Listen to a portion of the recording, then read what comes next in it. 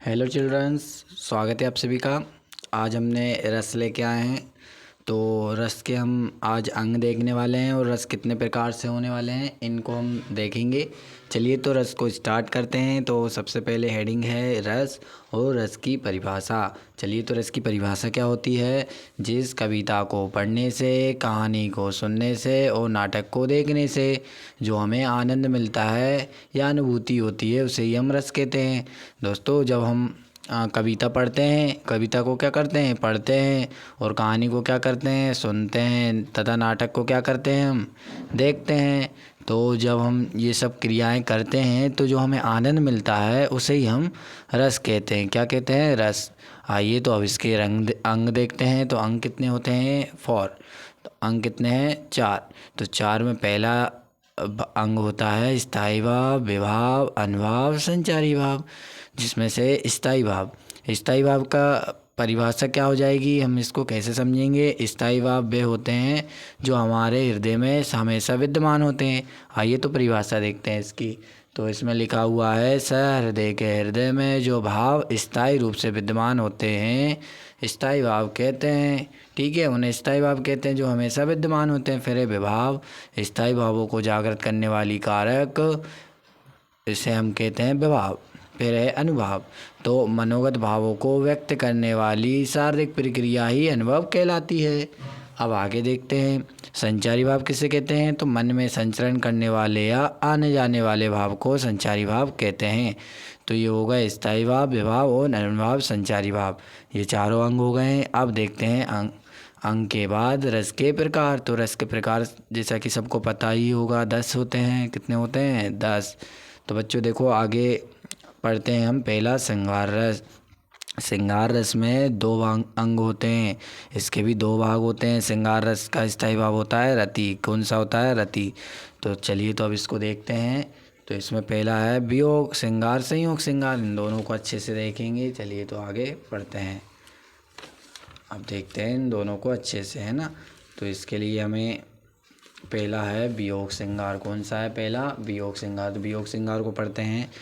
वियोग श्रृंगार में इस रस में नायक नायिका के वियोग या विछड़ने की स्थिति का वर्णन होता है। जैसे कि हम फिल्म देखते हैं तो जहाँ पर हीरो हीरोइन के विछड़ने का वर्णन होता है, या किसी काव्य को हम पढ़ते हैं तो उसमें जो नायक नायिका रहती है, हीरो हीरोइन बोलते हैं जिसे, जिनका विछड़ने का वर्णन होता है, वहाँ वियोग श्रृंगार होता है। ठीक है। फिर आता है संयोग श्रृंगार। तो संयोग श्रृंगार भी आगे पढ़ेंगे। पहले हम वियोग का उदाहरण देखते हैं। तो ये वियोग का उदाहरण ये नीचे का है। ठीक है, ये जो नीचे दिया हुआ है क्या है, मेरे तो गिरधर गोपाला दूसरो नाही कोई, जाके सिर मोर मुकुट मेरा पति सोई। तो इसमें ऐसा भाव प्रकट हो रहा है कि कोई वियोग वाली बात हो रही है, इसलिए इसमें वियोग श्रृंगार है। फिर आइए आगे देखते हैं संयोग श्रृंगार क्या होता है। तो जहाँ नायक नायिका के मिलन का या संयोग का वर्णन होता है वहाँ संयोग श्रृंगार होता है। तो बच्चों देखो, जैसे ही नायक नायिका हीरो हीरोइन का में अभी बिछड़ने की बात हो रही थी, अब यहाँ पे मिलन की बात हो गई है। तो जब भी मिलन का वर्णन होगा तो वहाँ संयोग, संयोग मतलब मिलना और वियोग मतलब बिछड़ना। ठीक है, सिंपल है।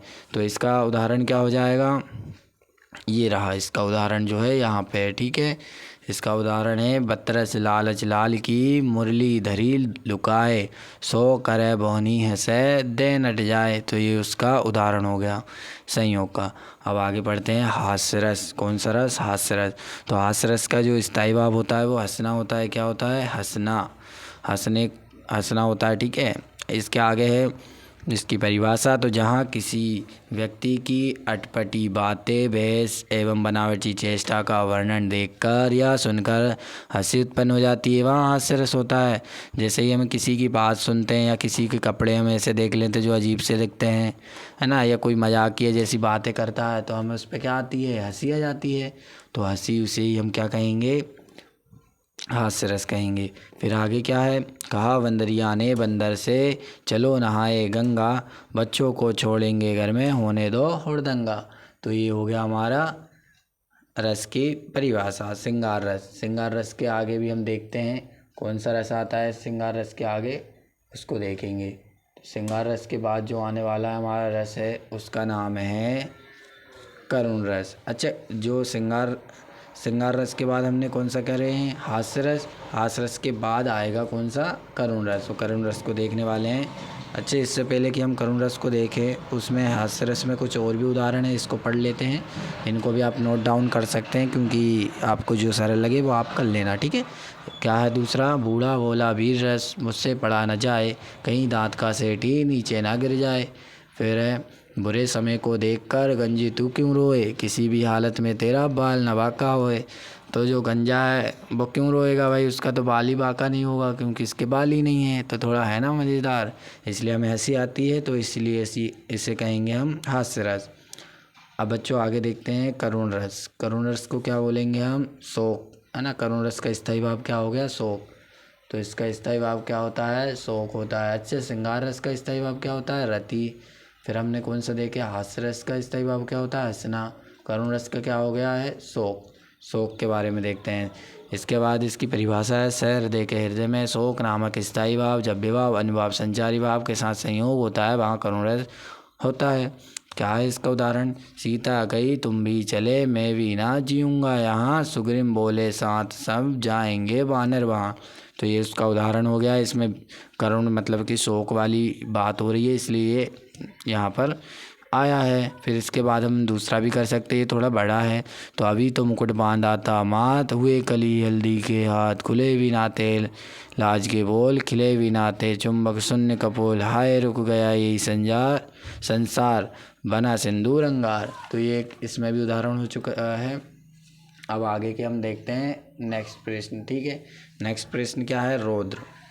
रौद्र रस है हमारा। नेक्स्ट रस क्या है, रौद्र रस, ये चौथे नंबर का है। सहृदय के हृदय में क्रोध नामक स्थायी भाव, तो रौद्र का क्रोध होता है स्थायी भाव, ठीक है। सहृदय के हृदय में क्रोध नामक स्थायी भाव का जब विभाव अनुभाव संचारी भाव के साथ संयोग होता है, वहाँ रौद्र रस होता है। रौद्र रस हो गया। अब इसका उदाहरण आप देख सकते हैं। उदाहरण में क्या लिखेंगे हम, उदाहरण में बहुत सी चीज़ें लिख सकते हैं, जैसे कि जो भी क्रोध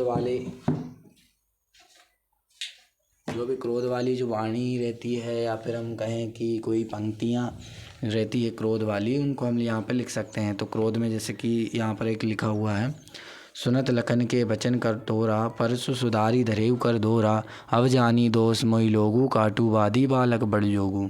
फिर क्या है एक और, श्री कृष्ण के सुन वचन, अर्जुन क्रोध से जलने लगे, सब शोक अपना भूल कर करतल युगल मलने लगे। तो ये क्रोध हो गया। और रौद्र रस है ना, क्रोध या रौद्र एक ही बात है, तो ये उस रस का उदाहरण हो गया। उसके आगे देखते हैं वीर रस। वीर रस क्या होता है, जहाँ हमें वीरता जैसा उत्साह और उमंग की भावना जाती, वहाँ वीर रस होता है। क्या होता है, वीर रस। वीर रस में हम क्या कर सकते हैं, वीर रस में हम कोई भी, जैसे कि हमने बूंदे ले हर बोलो के मुँह, ये हमने ये भी सुना है ना। वैकून का हो किस मतलब का, ये उदाहरण हम लिख सकते हैं। पहले इसकी हम परिभाषा देखते हैं। जब काव्य में उमंग उत्साह और पराक्रमण से संबंधित भाव का उल्लेख होता है, वहाँ वीर रस होता है। तो अब इसका उदाहरण देखते हैं। बूंदे ले हर बोलो के मुँह, हमने सुनी कहानी थी, खूब लड़ी मर्दानी वह तो झांसी वाली रानी थी। तो ये हो गया है। अब देखते हैं आगे।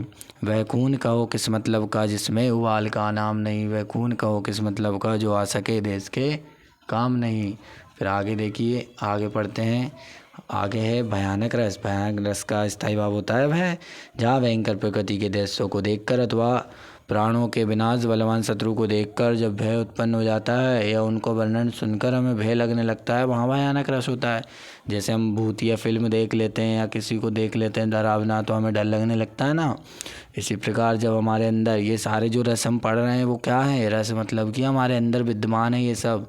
तो ये सब हमारा भयानक रस है, तो ये भयानक रस भी हमारे अंदर आता है, ठीक है। इस प्रकार से तो भयानक रस जब हमें डर लगता है, तब ये भयानक रस आ जाता है। तो क्या है, एक और अजगर सिंह लकी, एक और मृगराय, बिकट बटोही बीच पर जो मूर्छा खाए। कि एक और अजगर सिंह लकी है और एक और मृगराय मतलब कि मगरमच्छ, ठीक है। फिर इसके आगे है, उधर गरजती सुंदुलेरिया, कुटिल काल के जालोसी, चली आ रही फैन उगलती, फन फैलाए प्यालोसी। तो इसके दो उदाहरण हो चुके हैं। अब आगे देखते हैं। विभत्स रस है, तो सातवां रस है विभत्स रस, जिसका स्थायी भाव होता है जुगुप्सा या घृणा। जहाँ हमें घृणा का भाव मिलता है, वहाँ विभत्स रस होता है। तो घृणा नामक स्थायी भाव जब विभाव अनुभाव संचारी भाव के साथ जिस दशा को प्राप्त होता है वहाँ विवश रस होता है। जैसे आंखें निकाल कर उड़े आते, क्षण भर में उड़ कर आते, सब जीव खींच कर कोई चुबला चुबला कर खाते। तो आंखें निकाल कर कौए हैं जो कि आंखें निकाल कर उड़ कर जा रहे हैं, फिर वापस में थोड़ी देर फिर आते हैं वापस, है ना। इस प्रकार से फिर आते हैं और सब जीव खींच खींच कर कोई चुबला चुबला कर खाते हैं ना। थोड़ी घृणा नामक जैसी भावना इसमें, इसलिए इसको हमने घृणा नामक भाव में रखा। ठीक है, इस रस का हमने पढ़ लिया। अब आगे आते हैं अद्भुत रस। अद्भुत रस का मतलब होता है आश्चर्य। जब हम चीज़ें ऐसी देखते हैं जो कि हमने कभी देखी नहीं, जिसमें आश्चर्य हो जाता है, वहाँ आश्चर्य रस होता है, अद्भुत रस होता है। अलौकिक आश्चर्यजनक वस्तुएं या घटनाओं को देखकर आश्चर्य नामक भाव हृदय में उत्पन्न होता है, वह अद्भुत रस पाया जाता है। जैसे बिनु पद चले सुने, बिनु काना कर, बिनु कर्म करे विधि नाना, अनंत रहित सकल रस भोगी, बिनु वाणी बक्का बड़ जोगी। किस प्रकार?